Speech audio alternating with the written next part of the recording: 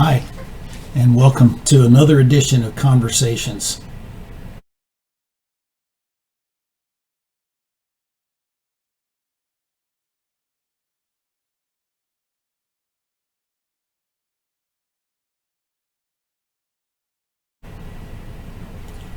This week, we're going to be talking about John chapter 3. Jesus has a rather unique encounter with an individual who might normally have considered to be one of his enemies. He was a Pharisee. His name was Nicodemus. So what we want to do this week is we want to introduce the topic of our spiritual lives. Maybe that's been implied all along that we're talking about our spiritual lives. Anytime you talk about Jesus, it's very clear you're at least including some discussion of that. But this week it comes to the forefront. So one of the things that we start off with is Nicodemus comes to Jesus at night. He does not perhaps want to be caught there talking to Jesus, but he makes an admission to Jesus that seems rather unusual for the people who are normally his enemies. He says, "We know that you're a teacher come from God, because no one could do the signs that you can do were he not from God."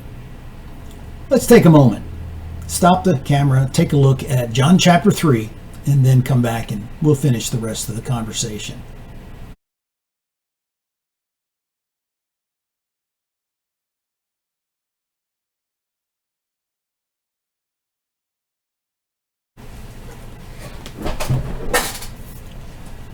So now that you've read John chapter 3, you'll see that the discussion moves very quickly from Nicodemus talking about how they know Jesus has come from God. But Jesus talks right away about something that is a little confusing to Nicodemus. He talks about being born again. And he says you have to be born again if you're going to enter the kingdom of God. Of course, Nicodemus, he's not thinking about a heavenly thing. He's thinking about earthly things. He says, how can a man be born when he is old? Jesus says, well, basically, that's not what I'm talking about. I'm talking about which is born of the spiritual things. And so Jesus goes on to talk about the role of the Spirit in helping a person be born again. And he basically says, you can't see the Spirit. You can see it.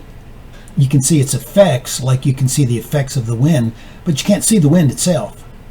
Nicodemus still doesn't understand. And so Jesus is a bit surprised at this. He thinks Nicodemus should know better because he's a teacher of Israel and he should understand these kinds of things. But he doesn't, and Jesus has to go on and describe a few more things, not the least of which is a very famous passage in John 3:16, God's motivation for sending his son. And that is simply, God so loved the world, he gave his only son.